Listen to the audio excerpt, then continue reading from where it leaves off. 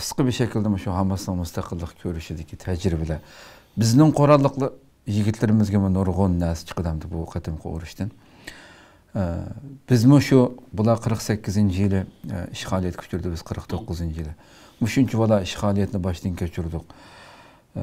Men o'ylaymanki biz shundaq bo'ysunib turib, xalqimiz hech bir narsa nima desa bu tajovuzchilar, nima desa ham ma'qul deb basimi.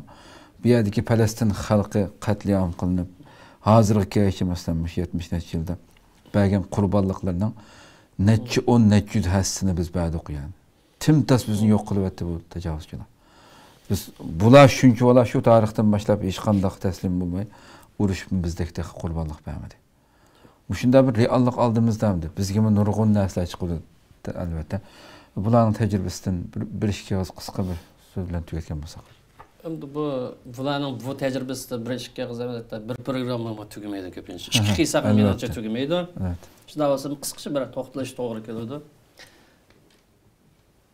Biz yuqorqi bularda qanday iymon, qanday ruh degan vaqtimizda bizning xalqimizdagi mustaqillik ruhining o'lak ekanligi, o'rlik ruhining shakllanmaganligi, do'stkim dushmanni tonimasligi, e'tiqod kuchining naqadar bir past holat ketayotganligini uni his qilamiz. Chunki bu yer bir vatanning mustaqilligi, o'rlik gap qilingan vaqtida qarshi chiqib qolmasin deb qochadigan necha ming odamning, necha million odamning boy ekanligini nurg'un odamlar bunga shohid. Endi bu Hamasning tajribasiga kelsa qisqalan, bu Hamas deydiki, haq egallari, zamin egallari, tuproq egallari hamon kuchli qoladi deydi. Chunki haq egisan, sen ishg'olchi emas, o'zingning vatanini qutqazmoqchi, vatanini ozod qilmoqchi, insondek yashamoqchi. Unda o'g'ancha sen haq egisidir. Alloh sana yordam bersa va buni qil, chorasini qil deydi.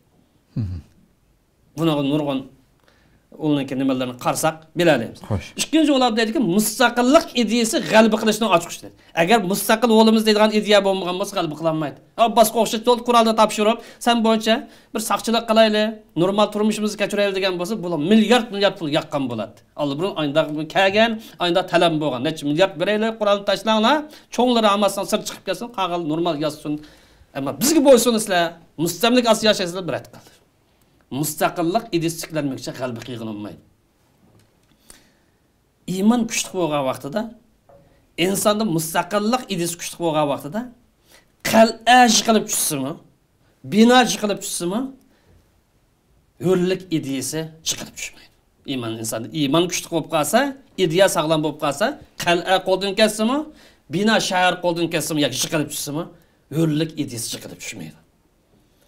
Yo'rlik ideyasi birdan-bir vatanni qo'g'dab tura oladigan, himoya qila oladigan narsa yo'rlik ideyasi.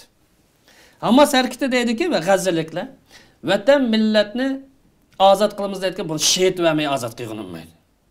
Vatan millatni himoya qilamiz, qo'g'daymiz deydigan bunga badal to'lamay, siyosiy jihatdan, iqtisodiy jihatdan, fikriy jihatdan, tashviqot va boshqa mol dunyo jihatdan buning badal to'lamay turib vatanni ozod qilgani bo'lmaydi, erishgani bo'lmaydi.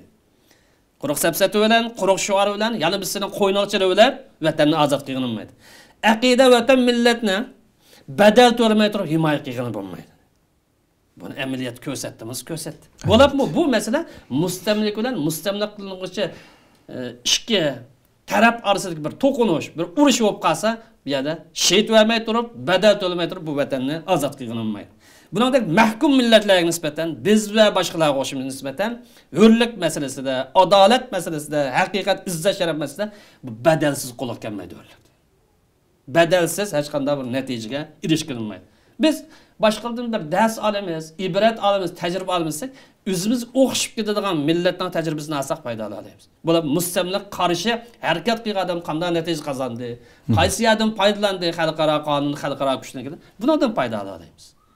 Bizga o'xshamaydigan odamlarni qiyos qilsak, bu hech qanday bir natija kelmaydi.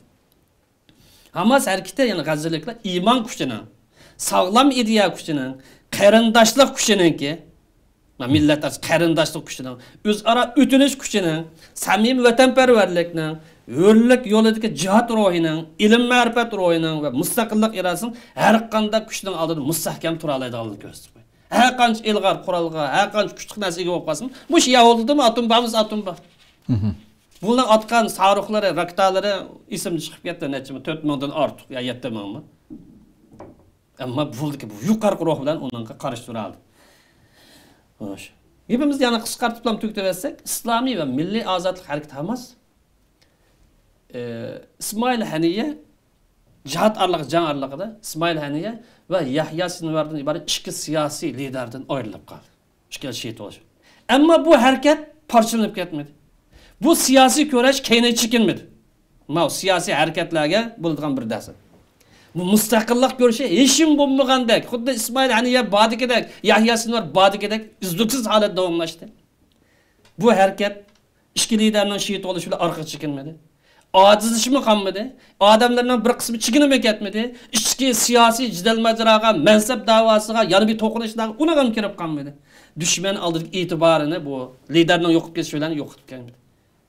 Bu bizdenki teşkilatlarımızga, bu bizden cemaatlerimizge en çok dersini veririz. Nimiş kaynağı oldu edilse? Çünkü bular şahsilerge bağlanmagan. Bu teşkilatın olan Ahmet Yasim'in suikastıyla ölgen. Onun izbası olan Abdülaziz Rentisi onun suikastıyla ölgen. Ondan ki İsmail Haniye, Sinvar ve başka hazır 4 lider ahmağı suikastıyla öldü. Mavula şahsi bağlanmagan. Bular ideyaga bağlangan, fikirga bağlangan. Aqidega bağlangan, prinsip bağlangan. Şunu şahsiyle öylep yetiştirgende. İdeya boyunca mağdi, aqidasi boyunca mağdi, fikir boyunca mağdi, hareket davom qilaveradi. Ama bugün kunlikda bizning ba'zi bir hareketlerimiz qarsa, bu hareketni qurib chiqqan, tashkilotni qurib chiqqan, yetaklanayotgan bu dunyoni ketib qolib qolsa, bu hareketning holi nega bordi? Buni Alloh o'zi bildi. Yani şuna biz şahsilarni muqaddas deymiz, fikrni muqaddas deymiz. İdeyani muqaddas, prinsip muqaddas. Bunun merkezleşke vaqtida siyasi hareket en ağır kunlarda muşunga o'xshash, beşimiz yo'qolib ketdi, u yo'qolib ketdi demasdan o'zining yo'lini tepib davom qiladi. Yani bir yer qisqartirishga tegishli bir nuqta deb aytsak, qiziqarli bir nuqta. 4 Arab davlati urush başlanmaz belki onun aldıda 4 Arab davlati İsrail'den ve çoğun güçlerden Amerika ve başkaları Hamas'ını yok tüpersengler deb 4 Arab davlati talep qilgan. Ma nokta bu aniq ro'shamız. Bu ne? Biz bundan tahlil qilishimiz lazım. 4 Arab davlati Hamas'ını yok tüpersengler deb talep qilganlik. Dastlab bu İsrail yavaşroq shuni nima qilsak qo'lamizga chaqar chiqib arablarimiz qo'zg'alib kelsa, atrofimizga ishimiz, taximiz ta'sishamdi kelsa, yo'q, buni yo'q tüpersenglar pul bizdan dedi. Zat ketib qolib bizdan dedi. İmkoniyat bizdan dedi. Mavullar beşimizden ağırıt dedi. Bu Palestin meselesi 50-60 yılından tügmedi. Bir qutulaylı oldu. Mavul terik çıkıp kapka, jallık çıkıp kapkası mening hakimiyetim çatap çıkıdı. Men koltukni meni, o'rindiqni, taxtni ziyon tatım yo'qitib bersanlar 4 Arab davlati yo'qitishni talab qiladi. Mavul nuqtani obdan biz tahlil qilishimiz lazım qarindoshlar. Shundoq turug'liq bo'ladi. Shundoq bir og'ir sharoit turug'liq, atrof Arab davlatining hammasi dushman tarafga o'tib ketgan turug'liq. Yana o'zining imkoniyati bilan, siyosiy iqtidori bilan, ong saviyasi bilan, ilmiy iqtidori bilan, iymoniy kuchi bilan g'alaba qildi. Bu Hamas hareketi G'azza xalqi zolimga qarshi harakat qilayotgan musulmonlar umid tug'dirdi. Musulmonlarning ko'pinchisi umidlanib ketgan. Bular mustabid bilan mustabid allar yashayot. Arab davlatiniki asosan hammasi degdek mustabid hokimiyat. Umidsiz holatda edi, bu umid paydo qildi. G'alaba qila oladi ekanmiz, mustabid diktatorlarni muloqot qilib insondek yashay oladi ekanmiz, erkin holat yashay oladi ekanmiz deydigan bir ruhni tikladi. Ma'naviy ruh bag'ishladi musulmonlarga. Kurash tajribasini taqdim qildi. Kurashda mana bu shakl erib berildi. Buni ularni to'xtab qolmay, tajovuz bilan hamkorlashgan mustabid kuchlarga ig'ir qo'rqinch soldi. Bugun kunlarda bir qancha ig'ir bir qo'rqinch. Aman qachon bu yo'lninki bir shamini kelib qoladi deydigan bir qo'rqinchli yashamoqda.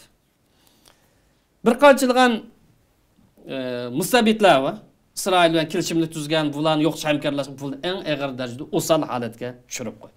O'ttir sharq xaritasini tamamen o'zgartirib o'tdi. Balki bundan keyingi dunyoning tuzumi nega to'xtaydi, u tarafi vallohu a'lam. Xo'sh. Rahmat, Alloh razı olsun.